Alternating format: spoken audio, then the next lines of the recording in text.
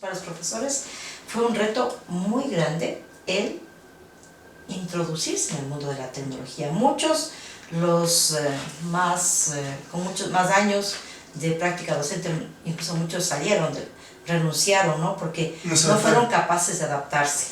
Pero en cambio hoy, gracias a la digitalización, no. Todo está de pronto en un celular, en una laptop, en una tablet, ¿verdad? Entonces tenemos toda la información del mundo. Antes era mucho más restringido. Por eso es lo que también debemos cuidar el acceso a la información y procurar otras culturas en las cuales el libro es parte de la vida, ¿sí? Es parte de la persona. En cambio, lastimosamente en Ecuador se lee poco. Entonces, pero eso es una falla de la escuela y del colegio, como te dije hace un momento, también del hogar, ¿no? Porque también en el hogar debería iniciarse, ¿no es cierto?, a los niños con la lectura. Pero si los padres no leen, yo puedo hacer un libro interactivo, ¿no es cierto? Me parece genial tu proyecto de hacer un apoyo de la Eneida. Entonces tú puedes hacer, qué sé yo, un libro interactivo. Mientras el chico está leyendo, de pronto hay una palabra, está el personaje principal y te puedes llevar, qué sé yo, a la vida de ese personaje. Claro, entonces, primero agradecerle por estar aquí. Y mi primera pregunta más que una pregunta, quisiera saber acerca de su vida en la academia, más o menos cuánto tiempo ha sido profesora, y mirando hacia atrás, ¿usted pensó que en algún momento iba a estar aquí, después de tantos años de dedicarse a la academia? ¿Ya? Primero te agradezco por esta entrevista, por esta conversación. A ver, te cuento que yo ya tengo muchos años en la academia. Vas a calcular mi edad. No. Trabajé en un colegio 25 años. ¡Wow! Sí, y trabajo acá 10 años. Entonces yo en este campo de la enseñanza, del contacto con jóvenes, llevo 35 años. Ha sido una experiencia muy rica, porque siempre es un intercambio de dar y recibir mutuamente. Entonces yo aprendo mucho de los chicos, ¿sí? Y espero aportar en algo al desarrollo y al crecimiento también de los jóvenes a lo largo de estos años. Entonces sí, tengo muchos años de experiencia en el campo de la educación. Yo tengo que decirle que yo tengo bastante respeto por las personas que se dedican a la enseñanza.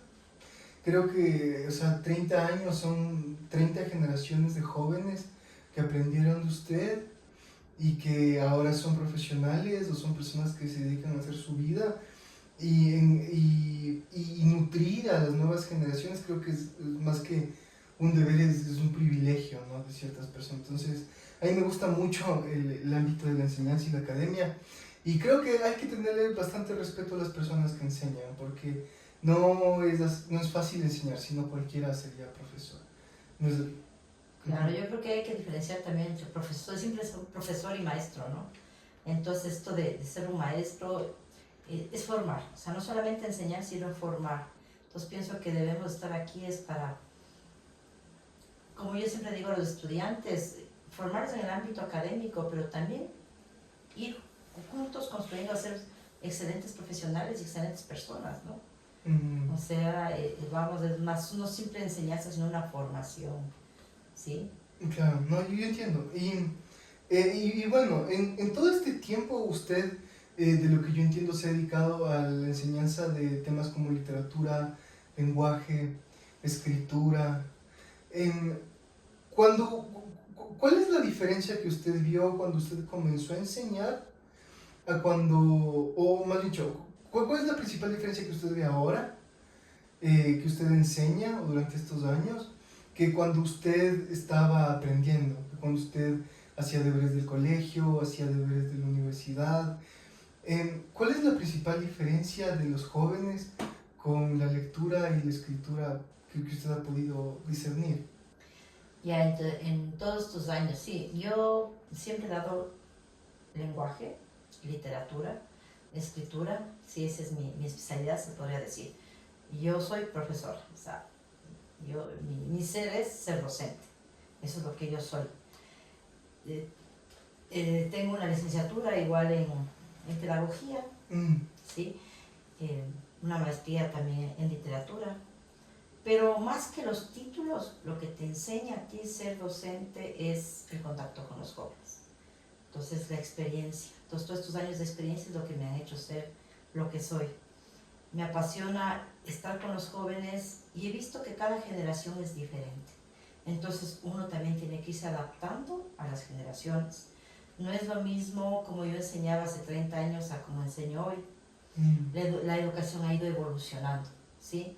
Antes era más teórica, había mucha más teoría, había mucha más rigidez, había mucha más formalidad. También había menos recursos tecnológicos, ¿no? Entonces, antes simplemente era la pizarra, incluso yo inicié con pizarra de madera y con tiza, ¿sí? Y borradores, entonces, y se usaban acetatos, diapositivas, ¿sí? Con retroproyectores, imagínate. Entonces, ha habido en estos años, en estos 30 años, la evolución ha sido fantástica. Hoy tenemos una serie de medios tecnológicos, de herramientas tecnológicas que nos ayudan a optimizar el proceso de enseñanza-aprendizaje, ¿sí? Tenemos el desarrollo de las TICs, es fantástico, que también hay que aprovecharlas en la educación. Las aulas virtuales, por ejemplo, que eso antes era impensable, ¿no? Cuando inicié mi carrera, ni siquiera me imaginaba que yo algún día iba a usar una aula virtual, que hoy son herramientas fundamentales. Entonces simplemente teníamos, como te dije, la pizarra, la tiza, carteles hechos en cartulina, en papel periódico, ¿sí? En cambio hoy tenemos PowerPoint, Prezi y una serie de maravillas, Canva, Genial, etcétera, que nos facilitan la vida tanto a los estudiantes como a los docentes, ¿no? Y más que facilitar la vida es que nos permiten hacer de la educación más dinámica, ¿sí? Hoy se habla mucho, por ejemplo, de la gamificación, esto de la enseñanza lúdica, ¿no? El hacer atractivo el aprendizaje. Antes también se procuraba dinamizar las clases, pero era mucho más complejo porque había menos herramientas, menos recursos. Entonces, obviamente la diferencia es muy grande, ¿no? Como te digo antes, una educación mucho más formal, más rígida, más estructurada, quizá incluso con un nivel de exigencia más fuerte, ¿no? También uno un poco se ha ido como flexibilizando de acuerdo a la forma de ser de los diferentes estudiantes, porque cada generación tiene diversas necesidades, diferente forma de ser. Entonces, en la actualidad me parece que tenemos muchos más recursos y podemos hacer muchas más cosas. Por ejemplo, en la lectura, ¿no? En la lectura antes solamente contábamos con los textos. En todo caso, sí teníamos estrategias como, por ejemplo, la dramatización. A mí me gustaba mucho, después de leer un cuento, por ejemplo, la dramatización. En cambio, hoy hay otras herramientas, ¿no? Podemos hacer videos, se pueden hacer juegos interactivos en base a un libro. También hoy tenemos la lectura digital. Antes teníamos solamente la lectura en papel. Hoy, en cambio, tenemos estas dos posibilidades, la lectura en papel y la lectura digital. Entonces, la lectura digital trae muchísimos beneficios, ¿no? Como el acceso a los recursos de lectura. O sea, hoy con un clic nosotros podemos acceder a toda la información del mundo, ¿sí? Antes, en cambio, era muy restringido, teníamos que ir a las bibliotecas, ¿sí? A la biblioteca para que los jóvenes puedan acceder a cierto material. Antes, por ejemplo, se podría decir que un recurso eran las copias, ¿sí? Entonces se trabajaba mucho con copias. En cambio, hoy, gracias a la digitalización, no. Todo está de pronto en un celular, en una laptop, en una tablet, ¿verdad? Entonces tenemos toda la información del mundo. Antes era mucho más restringido. Por eso que también debemos cuidar el acceso a la información y procurar que nuestros estudiantes pues tengan un pensamiento crítico para saber evaluar a qué material emplear y qué material no usar. Una pregunta, tal vez usted habla de las diferencias, de que uno como docente tiene la responsabilidad de adaptarse a las diferentes generaciones porque vienen con diferentes necesidades, diferentes contextos. Uno de esos, por ejemplo, es que creo que Yo no viví, mis papás me cuentan que había un tiempo en el cual la principal fuente de información o la fuente más segura de información eran los libros. Uh-huh. Es decir, no había otra fuente de información seria y segura, sino que siempre se buscaba, y lo más próximo que teníamos a una semiformalidad de la escritura eran los periódicos, ¿no? Pero ahora tenemos hasta hemerotecas en donde los periódicos se conservan en colecciones. Entonces, ¿usted me puede comentar acerca de este cambio tecnológico que ha habido, de que los libros ya no son la principal fuente de información? Ya, los libros impresos. Los libros impresos, ajá, exactamente. Porque todavía existe, o sea, todavía los libros son una gran fuente de información. La diferencia es cómo accedes a ellos. Hay los libros en papel y tinta y los libros digitales. Uh-huh. Pero el libro nunca va a dejar su vigencia. Lo que pasa es que ha cambiado el formato, o sea, formato tradicional en papel y tinta, y ahora tenemos los formatos digitales, ¿sí? Pero claro, ahora tenemos mucho, por ejemplo, revistas científicas, revistas académicas, y se podría decir que de pronto hoy los estudiantes usan mucho más revistas académicas que libros, por cuanto las revistas traen artículos que son cortos, ¿sí? Que la lectura es fácil. Lastimosamente las nuevas generaciones leen poco, ¿sí? Entonces prefieren los textos cortos. Entonces, quizá... Claro, eso me refería con lo de que sea la fuente principal de información, no en el sentido de que los libros vayan a desaparecer, no creo que vayan a desaparecer, sino en el sentido de lo que usted me acaba de decir ahorita, que, por ejemplo, la gente puede leer un montón en redes sociales, por ejemplo, la gente puede leer un montón en Facebook. Y como usted dice ahora, por ejemplo, puedes leer una revista científica, un paper de 30, 20 hojas. Claro. Entonces también lo que ha pasado es que siento que el nivel de concentración o el lapso de concentración que tienen los jóvenes se ha reducido. Es decir, leer 20 o 30 páginas o leer simplemente un post de Facebook es algo que es fácilmente digerible para las generaciones de ahora, pero los textos largos, en cambio, son algo como que muy alejado, como que algo aparte. No sé si usted... Sí, yo pienso que las nuevas generaciones pues tienden más hacia los textos cortos, ¿sí? Existe algo, ¿no? Que se llama el cansancio psicológico, que hay mucha gente que al ver un texto muy largo, antes de empezar a abordar ese texto ya está cansada. Entonces por eso es que en la actualidad se sugiere más bien el contacto con textos cortos para dar facilidad a la lectura, para que los chicos se predispongan a leer, porque al ver un texto largo, muchos jóvenes se indisponen, entonces eso está mal, ¿no? ¿Por qué? Porque no tienen el hábito de la lectura. Lastimosamente estamos fallando en el colegio, en la escuela y en el colegio, en la educación básica y en el bachillerato, que no en todos los colegios se crea el hábito lector. Entonces ese es el problema, que llegan a la universidad sin hábitos de lectura. Y cuando una persona no tiene un hábito de lectura, le cuesta, ¿sí?, enfrentarse a un texto. Y mucho más si es un texto largo y complejo. Entonces hay que empezar por textos más sencillos, más ágiles de lectura, hasta que el joven adquiere este hábito de lectura. ¿Cree usted, qué cree usted que las generaciones jóvenes pierden principalmente al no tener este hábito de lectura? Pues pierden cultura, pierden conocimiento, pierden enriquecerse. Por eso es lo que a veces tienen el vocabulario muy limitado, una cultura general muy básica. Entonces, al no tener hábito de lectura, pierden eso, pierden la posibilidad de enriquecerse, la posibilidad de crecer, la posibilidad de autoeducarse, ¿sí? Porque la lectura es fuente de cultura, y un buen lector, pues una persona que puede autoeducarse, porque el conocimiento no debe interiorizarse solamente en las aulas, sino fuera de ellas, ¿no? ¿Cómo? Con la lectura.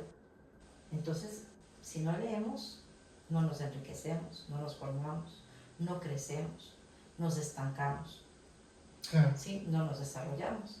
En cambio, una persona que es un buen lector crece. ¿Cuáles son los principales beneficios intelectuales y, o sea, de una parte intelectual y también de la parte personal? ¿Cuáles son los principales beneficios que trae la lectura hacia un joven? Claro, los beneficios son muchos, ¿no? Como te dije hace un momento, en primer lugar, si tú eres un buen lector, también eres un buen escritor. Partamos de eso. La escritura y la lectura van juntos, van de la mano. Si tú eres un gran lector, tienes un vocabulario extenso, tienes mucho conocimiento, tienes cultura, ¿sí? Entonces, si tú eres rico en conocimientos, tú vas a poder escribir, porque tienes que transmitir. Si tú eres pobre intelectualmente, pues no vas a poder escribir. Al leer también enriqueces tu vocabulario, tu léxico, crece, ¿sí?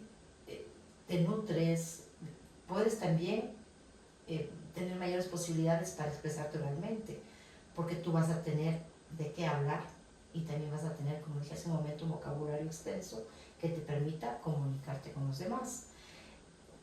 Creces como profesional, porque en la actualidad la ciencia evoluciona día a día. Entonces, si tú lees, vas a estar siempre actualizado, vas a ser un buen profesional.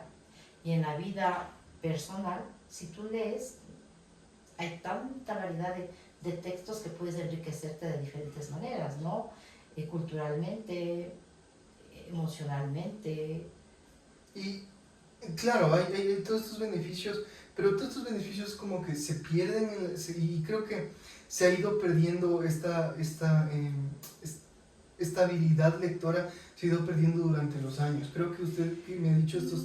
Yo creo que, mira, en nuestro país, lastimosamente, nunca ha habido este hábito lector. Somos uno de los países a nivel latinoamericano que menos lee, ¿sí? El ecuatoriano común y corriente no lee. Hay estadísticas que dicen que el ecuatoriano lee 0,5 libros al año, o sea, eso es medio libro al año. Entonces, en comparación a otras sociedades como la argentina, la chilena, donde se lee mucho más, ¿no? Por ejemplo, un ecuatoriano, difícilmente tú lo ves que vaya a la playa con un libro, ¿sí? En cambio hay otras culturas en las cuales el libro es parte de la vida, ¿sí? Es parte de la persona. En cambio, lastimosamente en Ecuador se lee poco. Entonces, pero eso es una falla de la escuela y del colegio, como te dije hace un momento, también del hogar, ¿no? Porque también en el hogar debería iniciarse, ¿no es cierto?, a los niños con la lectura. Pero si los padres no leen, entonces los hijos no leen, porque también se aprende de la imitación. Entonces, yo veo que mi padre lee, entonces también podría también yo incentivarme a la lectura. Luego, el cómo los maestros en las aulas inician a los niños en la lectura, ¿sí? Con talleres de lectura, con rotación de libros, una serie de actividades que se podrían hacer, bueno, cuando son físicos, pero ahora que tenemos los libros en las digitales, pues mucho más fácil acceder a ellos. Eso. Pero, o sea, mire, antes era, como usted dice antes, uno, no sé, me puede contar, de hecho, para hablar, quisiera hablar de una cosa, pero cuénteme o me puede contar cuál era la experiencia que usted tenía cuando tenía que hacer un deber y obligadamente tenía que ir a la biblioteca. Le cuento porque yo durante mi época de enseñanza, cuando tenía que hacer deberes, me iba al cyber, porque me iba a la computadora del barrio de la casa. Y eso es, todo el mundo me decía, antes nos teníamos que ir a la biblioteca, ¿Me puede recordar ese camino o tal vez ese recuerdo que usted tenga de...? Claro, lógicamente cuando yo estaba en el colegio, en la universidad, tenía que irme a la biblioteca. No había en los últimos años todo ha evolucionado de una forma increíble. Uno tenía que ir a la biblioteca, muchas veces iba y el libro no había, estaba prestado, no había muchos ejemplares. Yo recuerdo una cosa muy triste, que una vez fui a la biblioteca municipal y había un niño que quería hacer un deber, pidió un libro, un texto escolar básico, y alguien que había usado lógicamente ese libro antes, había arrancado la hoja que el niño necesitaba. Entonces, mira, antes había una serie de limitaciones, ¿no? En cambio hoy, ¿qué pasa? Los chicos tienen todas las facilidades del mundo, pero igual, no acceden al conocimiento simplemente porque no quieren. Claro, porque eso le digo, o sea, en la librería antes, no sé, tal vez habían 5.000 libros, pero en internet ahora hay todos los libros que usted quiera. Claro, 5.000 no, 5 ejemplares. No, digo, en toda la biblioteca, no sé cuántos libros habrá habido, claro. en un lugar. Claro, pero diferentes temas, ¿no? Claro, o sea, hoy hay mucha más facilidad de acceder a la información, pero quizá menos voluntad de hacerlo. Y no es raro, no es interesante eso, de que ahora que hay más acceso a la información, la gente es como que está menos interesada. Es que quizá hoy hay muchas más distracciones, muchos más distractores.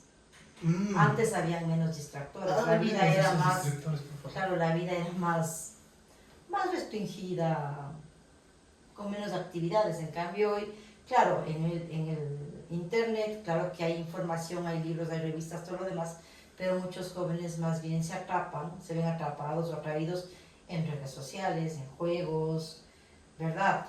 Entretenimiento. En entretenimiento. Entonces, si hacemos una estadística, yo muchas veces pregunto a los chicos cuántas horas del día gastan en TikTok, Facebook y otras plataformas, que sé yo, en 4, 5, 6 horas del día, o los chicos que les encantan los juegos, ¿verdad? Y cuántas horas pues invierten en lectura, a veces de 0, 15 minutos, media hora, 1 hora. Entonces también debe ser eso, ¿no? Sí, que hoy hay muchos más distractores que te alejan también quizá de la lectura. Haciendo el grupo focal en Ambato y en Guayaquil, los estudiantes me dijeron que más o menos pasan un promedio de 5 a 8 horas en el celular al día. Claro. Lo cual es un montón. Claro, pero 5 horas en el celular no leyendo cosas productivas, sino en juegos y en plataformas de redes sociales. Claro, ¿y usted cree que existe una oportunidad de la tecnología para convertir en estos distractores, en vez de distractores, en cosas que levanten la curiosidad y atraigan a la gente de nuevo hacia la lectura? Lo que yo siempre he pensado es que la tecnología es una herramienta genial para atraer a la gente a la lectura. O sea, por ejemplo, hoy tenemos la hipertextualidad, ¿no? Entonces, mientras yo estoy leyendo un texto, puede haber un enlace, ¿verdad?, que me lleve a diferentes videos, a diferentes juegos. Yo puedo hacer un libro interactivo, ¿no es cierto? Me parece genial tu proyecto de hacer un apoyo de la Eneida. Entonces tú puedes hacer, qué sé yo, un libro interactivo. Mientras el chico está leyendo, de pronto hay una palabra, está el personaje principal y te puedes llevar, qué sé yo, a la vida de ese personaje. Con otro enlace te podría llevar a un juego con preguntas, ¿no es cierto?, un concurso sobre la lectura del texto, hasta aquí, para verificar si leyeron, si estuvieron atentos, preguntas a través de un juego sobre la lectura del cuento.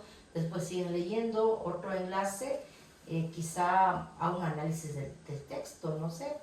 O sea, yo digo porque imagínense un joven que pasa todo el día en Facebook, en TikTok, en redes sociales, o solo juega videojuegos, solamente ve películas. Es como que está muy ensimismado, no muy ensimismado, pero está muy ofuscado por tanta información que le llega. Es que se estrenó la película esta, es que la película esta, es que en redes sociales el chisme, y el WhatsApp, es un montón de información. La idea principal de mi proyecto sería poder, en medio de todo este caos, poder generar una alternativa para que haya jóvenes que encuentren la riqueza de la lectura, porque creo que uno de los principales problemas es que el joven no entiende de que la lectura no es algo aburrido o no es algo solamente para personas eruditas o personas que son sabias, así, o no sé, o es algo antiguo, sino que muchos jóvenes ni siquiera saben en qué les ayuda la lectura. Así, a mí, ¿de qué me sirve hacer un libro? Lo que pasa es que por eso, desde pequeños uno tiene que enseñarles el sentido de la lectura, la utilidad de la lectura. También está en la sabiduría del maestro o de quien sea de elegir los textos que vas entregando a los jóvenes, porque tampoco les puedes dar cualquier texto. Tienen que ser textos que para ellos sean atractivos, ¿sí? Y la lectura debe ser natural, no debe ser forzada, ¿sí? Uno tiene que motivarles para que el texto sea interesante, ¿sí? Entonces también si les forzamos a leer de pronto fragmentos, textos que realmente están muy alejados de su realidad, también no vamos a aportar.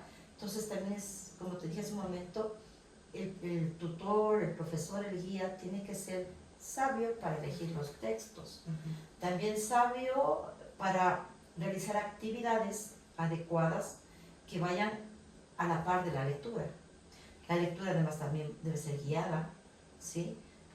Y con toda esta lectura también desarrollar pensamiento crítico. Sí, uno de los objetivos también de la lectura es eso, que el joven desarrolle el pensamiento crítico, que cada lectura él pueda ver la utilidad, que pueda aplicar a su vida, ¿sí? Sí, o sea, y ya para acabar, o sea, ya para ir terminando, lo principal que yo quería rescatar, y no, lo principal es que, más creo que es una anécdota, y creo que esto lo explicaría mejor lo que quiero decir, es una anécdota cortita, o sea, mi experiencia, cuando yo estaba en el colegio, yo me acuerdo que a mí me mandaban a hacer los deberes y me mandaban a hacer los deberes escritos. Yo me molestaba mucho con mis profesores y con mi colegio porque decía, ¿por qué no me enseñan a escribir en un teclado bien? Yo no sé escribir bien en el teclado. Y ahora que hago que escribo en la computadora, me arrepiento tanto de no haber aprendido a escribir bien en el teclado. Porque los movimientos del meñique, de los dedos, te permiten escribir más rápido. Y entonces es como que me siento un poco torpe con las manos. Y también me pasaba que, por ejemplo, había una pizarra y que la pizarra no me llamaba la atención porque el profesor escribía. Yo mientras tanto tenía un celular debajo de la mesa y le digo, yo no estaba necesariamente no estaba en Facebook, sino que, por ejemplo, me daban una clase de química y yo no prestaba atención porque yo decía, hay una persona en YouTube que me enseña mejor que el profesor y aprendo mejor que él, o de matemática, o de lo que sea. Entonces, existe un desafío, yo creo que de parte de la pedagogía y de las herramientas metodológicas de la enseñanza, con este nuevo explotar de cosas, ¿no? Por eso hablé acerca de su experiencia en la biblioteca, porque desde ese momento hasta ahora, no solo vino el celular, la televisión, los videojuegos, y todo explotó. Entonces, ¿me puede comentar un poco más acerca del desafío tecnológico de parte de los profesores de adaptarse a...? Realmente, mira, y en nuestro país fue muy triste, ¿no? A partir de la pandemia se vio que un gran número de profesores no estaban preparados para enfrentar la tecnología. Había muchos profesores de colegios y escuelas que ni siquiera sabían usar Word, no sabían acceder al internet. Entonces, para los profesores fue un reto muy grande el introducirse en el mundo de la tecnología. Muchos, con muchos más años de práctica docente, incluso muchos renunciaron, ¿no? Porque no fueron capaces de adaptarse. Pero muchos pues nos quedamos. Entonces no, los docentes hoy tienen que ir a la par de la tecnología. Tenemos que estar actualizados, tenemos que emplear las herramientas tecnológicas porque realmente son grandes aliados para este proceso de enseñanza-aprendizaje. Y nos ayudan muchísimo a dinamizar la enseñanza, a gamificar la enseñanza, a que los chicos realmente, como te digo, uno tiene que ir a la par de los jóvenes. Entonces hoy es imposible enseñar sin tecnología. ¿Por qué? Porque la generación actual es una generación que ha nacido con tecnología. Entonces tenemos que aprovechar el contexto, ¿no es cierto?, para nosotros trabajar. Entonces la tecnología no es el enemigo en el tema. La tecnología no es enemigo, puede ser un aliado, lo que pasa es que hay que saber emplearla. Entonces tu proyecto me parece interesante, porque de esa manera se puede dinamizar una clase, ¿sí? En el momento que tú haces un material audiovisual, ¿no es cierto?, sobre la Eneida que pretendes hacer, si lo haces bien, va a ser fantástico. Como te decía, el texto con hipervínculos, ¿no es cierto?, hipertextualidad, que te vaya llevando a diferentes actividades. Se pueden, en las aulas virtuales, por ejemplo, ahí se pueden incluirse muchos videos, muchos juegos que van apoyando el aprendizaje. Entonces, no, la tecnología no es un enemigo, simplemente hay que saber emplearla, ¿ya? Y los docentes tenemos el reto de no quedarnos atrás de los estudiantes, ¿sí?, sino que también instruirnos, aprender. Mira, o sea, y yo con esto ya acabo, ya cerramos, y quiero decirle que me parece muy impresionante en lo personal que usted, después de 30 años de seguir enseñando, usted se siga adaptando, busca seguir encontrando nuevas maneras de llegar a los jóvenes. Claro. Y eso para mí es algo que de verdad me impresiona. Eso te digo, yo evolucioné del pizarrón verde con la tiza y el borrador a hoy las aulas virtuales, las pantallas digitales, las diferentes aplicaciones, ¿verdad?, que existen para crear una serie de recursos. Entonces, nuestro reto es, como docentes, ir a la par, actualizarnos, modernizarnos y responder a las necesidades de los jóvenes. Entonces, saber que hoy los jóvenes están anclados a la tecnología, eso es una realidad, y por lo tanto hacer de la tecnología un aliado. Sí, la tecnología, a ver, el ser humano debe servirse de la tecnología, ¿no es cierto? Pero no ser esclavo de la tecnología. Esa es una cosa con la que yo creo que los docentes debemos luchar, porque lastimosamente yo veo que hoy los jóvenes son adictos, por ejemplo, al celular, ¿verdad? Les cuesta despegarse un minuto del celular. Entonces, la tecnología es un aliado, pero también en ciertas ocasiones podría ser un enemigo, ¿sí? Como tú decías hace un momento, estaba en clase, pero mi celular estaba bajo el pupitre y yo estaba distraído. Entonces, simplemente es ser sabios para poder hacer de la tecnología un aliado, una herramienta.